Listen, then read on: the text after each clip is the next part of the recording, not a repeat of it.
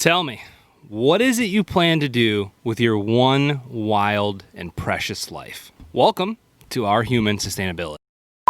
All right, awesome. So I am happy to welcome on Jared Sklar, who's currently the head of business development for corporate strategies.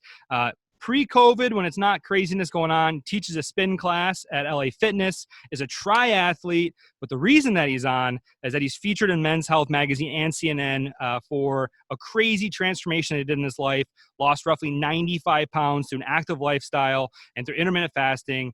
Jared, welcome on, my friend. Thank you so much. Glad to be here. Yeah, I'm excited. So, let's just cut to the chase. What is it like to be featured in like a major publication on a major news network? Like, talk me through, what's that like? How does it even happen? The whole experience was really crazy. I lost a bunch of weight very fast through intermittent fasting and spinning. And through a friend of a friend, somebody worked at Men's Health magazine, and they had posted on Facebook asking if anybody knew anyone who had lost a bunch of weight, that they would like to do a story on them. My friend of a friend connected me with this person. Men's Health wrote an article on me. And then fast forward 3 to 4 months later, CNN picked up the story from Men's Health and they wrote a story on me. So it was just an unbelievable experience. People were reaching out to me, who I hadn't heard from in 10, 15 years, and just connecting with them.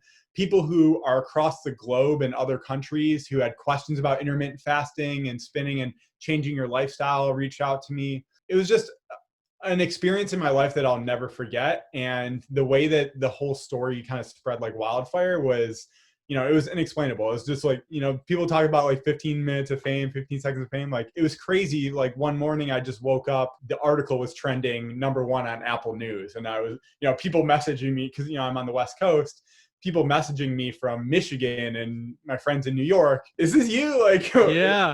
It was cool. And I read the CNN article. Like, there was like a legit dietitian in there. Like, it's like they checked their sources and stuff too. Like, it was a legit article. It's crazy. Absolutely. Yeah. It was, they sent like a crew out from Atlanta to interview me and talk about intermittent fasting and the way I've changed my lifestyle. So it was an unbelievable experience.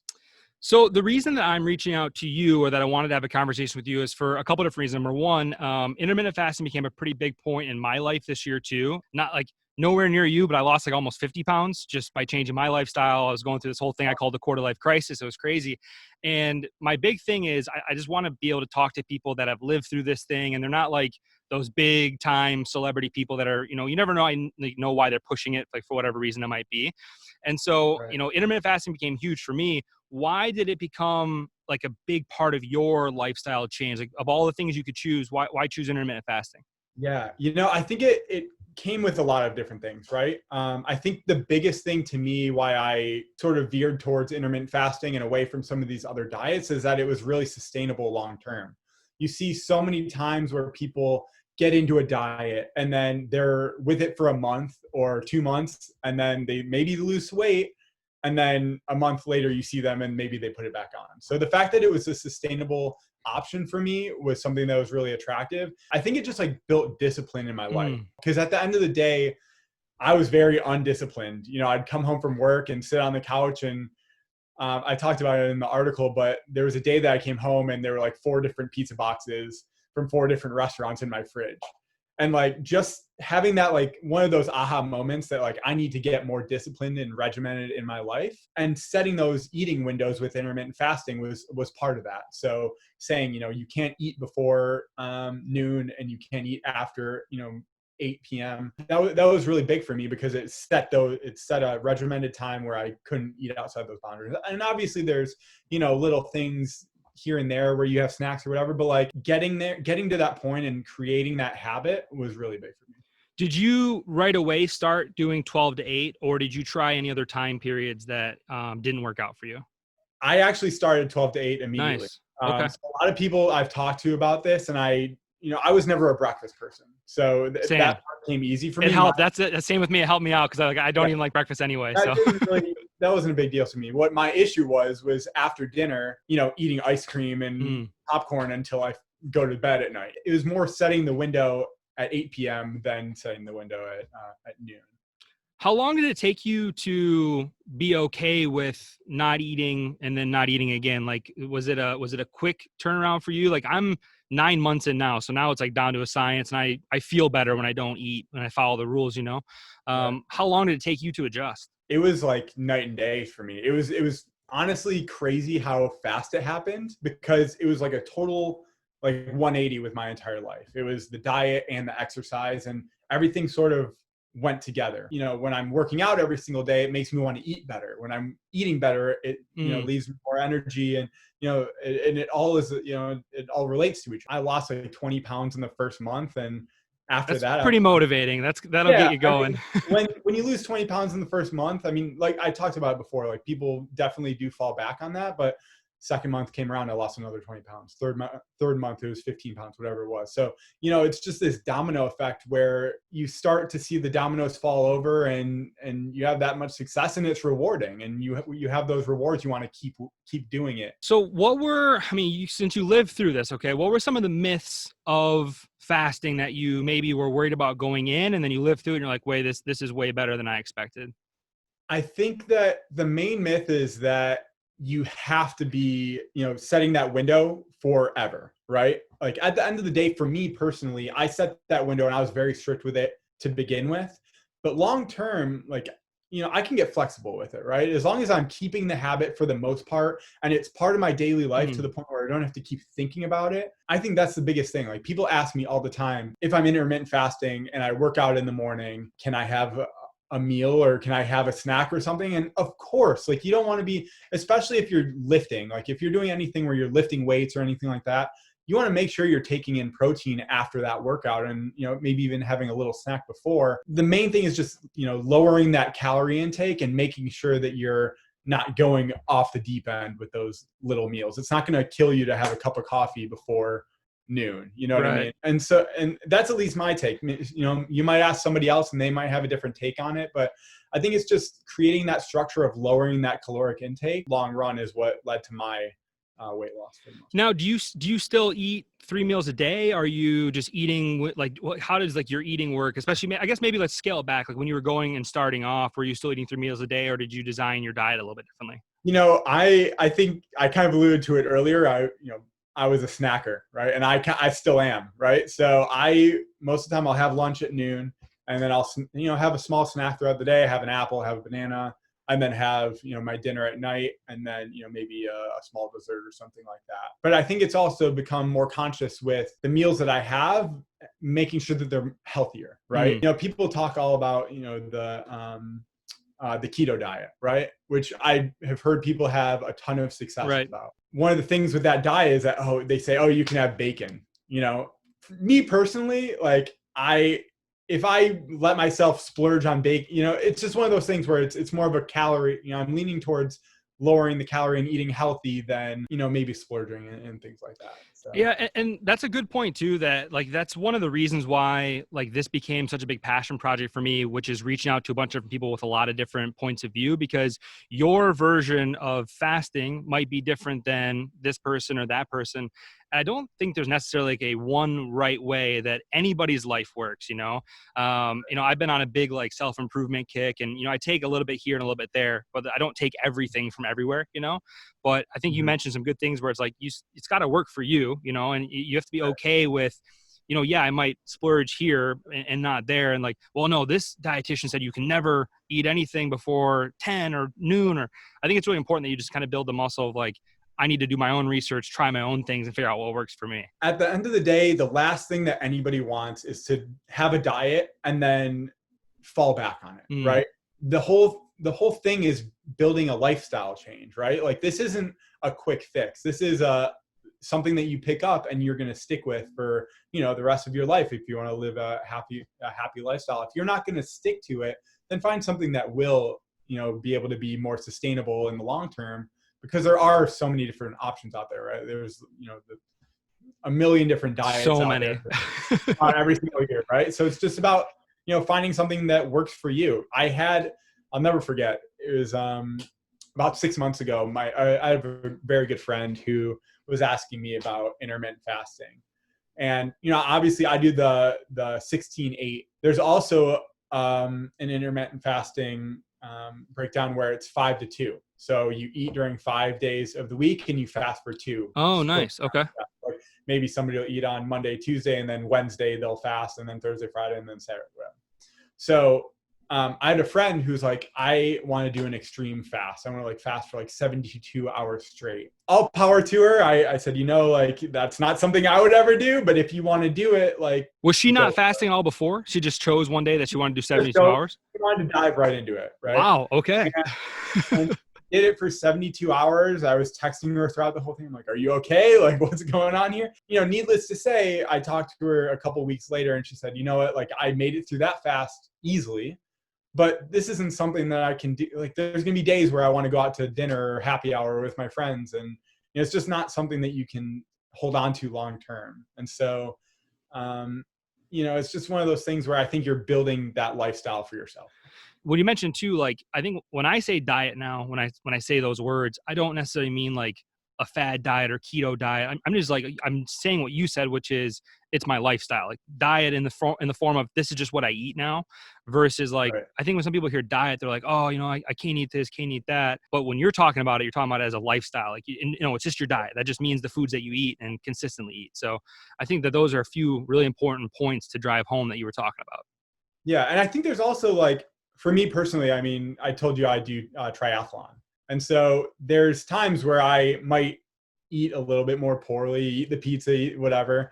But then as a race is coming up, or if there's something I'm working towards, maybe I'll obviously, fluctuate and eat a little bit better during those times and things like that. So like it changes things up and it keeps things, motivating, where there's always a carrot in front of me, right? It's not one of those situations where like it's a monotonous thing. A lot of the time it is very regimented and things like that, but I always like to make sure that there's something in front of me motivating me to eat better, work out harder. Like gamifying it almost. Absolutely. And, I have like a smartwatch. And so it tracks all my, especially with triathlon, I'm working out, I'm biking, I bike a lot.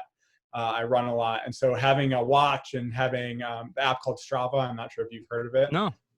It's like a fitness app where it tracks running, biking, and swimming. All of your friends who are in your network, you can track all of their runs and they can see your run. It's basically like Instagram for running.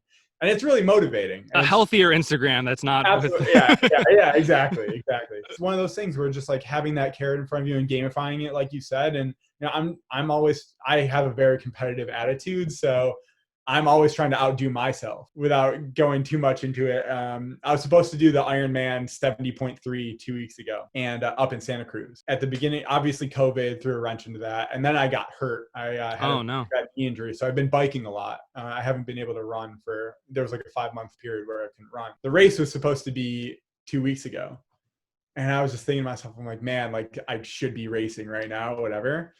And so on Saturday, I've been on long runs, I've been on long bikes, but last Saturday, 3 days ago, whatever it was, I was like, you know what, I'm going to just try to do this thing. And so I just went out by myself, and I didn't do the swimming portion because it would have been a lot of logistics, but biked 60 miles and ran 15 miles. And it was crazy. And so just like doing crazy crap like this, it gets me going. And so I'm always just trying to outdo myself. I love that, man. Yeah. So we mentioned before in the beginning too that the whole reason that this came up is you lost roughly 95 pounds. If no one out there has really gone through like a transformation of that size, maybe just kind of share, what was it like? Like you lose 95 pounds. What is that like? Like, what does your life look like at that point? Like, are you throwing out all of your old clothes? Like, what is happening?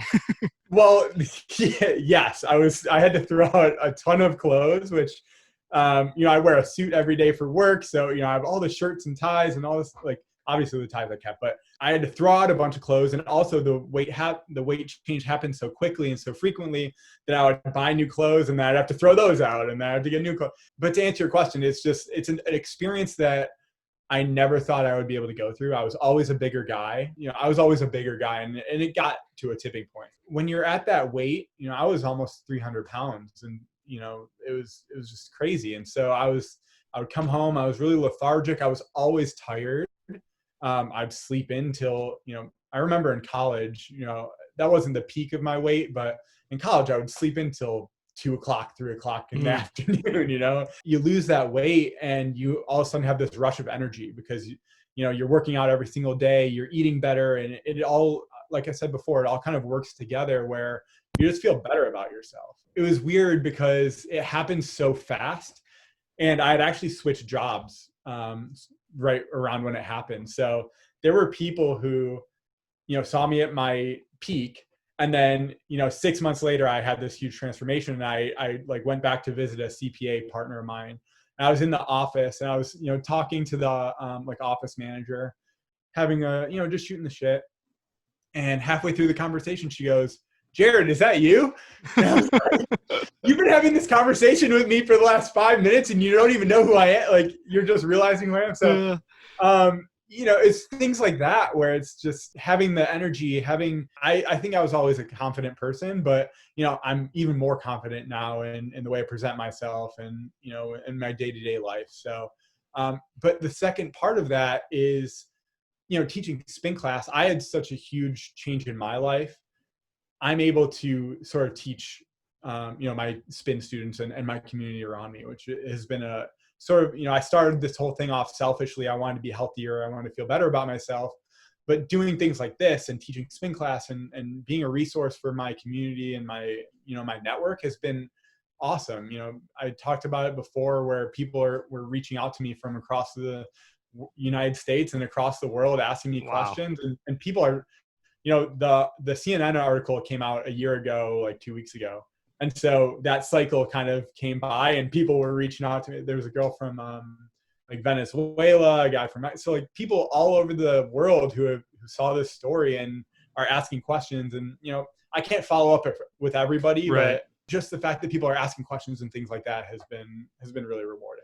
It's incredible, man. Well, before I get to the last question, something I always like to ask everyone that I have on is, where can we connect with you? What are your socials? Where are we most likely to communicate with you? And then I'll put them somewhere in here so people can see it. Absolutely. So my Instagram handle is probably the best. It's at Sklarticus, SKLAR. Say it one more time. I have to, it's like amazing. Every time I look at it, I'm like, when I was DMing, I was like, this is amazing. Yeah, it's Sklarticus. So it's SKLARTACUS.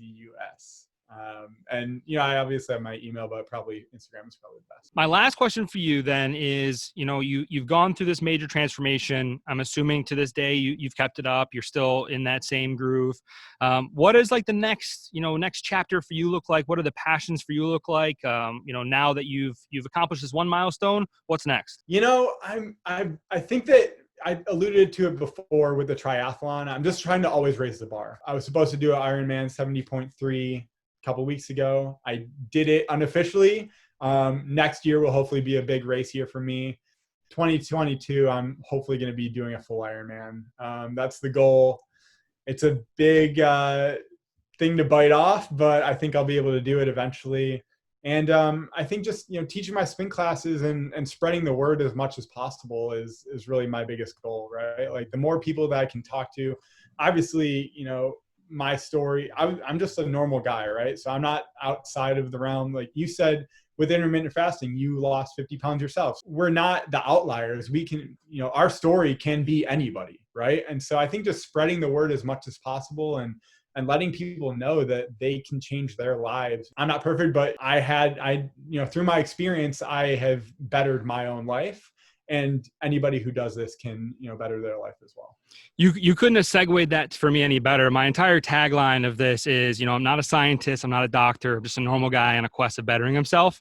And it's almost like we scripted that together because that's exactly what I'm looking for. It's just people to show that these things are possible. They're not unattainable by any means. And it's just more about finding a way to build a lifestyle that's going to stick versus it's almost like the get rich quick scheme of weight loss. Like there's so many diets and stuff where you can lose 30 pounds in a month and then you'll gain 60 the next. So it's like, I don't know, to see you do that, man, is really inspiring to read the articles, to see everything. And the fact that now you're even just reaching out to other people via spin class and things like that, just to spread the word, like that's inspiring stuff to me. And even you coming on here, it's, the people that do watch it and get a chance to take a look, like you just hope you touch one person. And if you do, you do what you're supposed to do. Absolutely. Well, thank you, man. We appreciate having you on, and we'll look forward to having you on in the future. Maybe after you're done running the real Ironman, not the Yeah, smaller one. absolutely. Thank you so much for having me on, man. Really appreciate it. All right, talk to you soon. All right.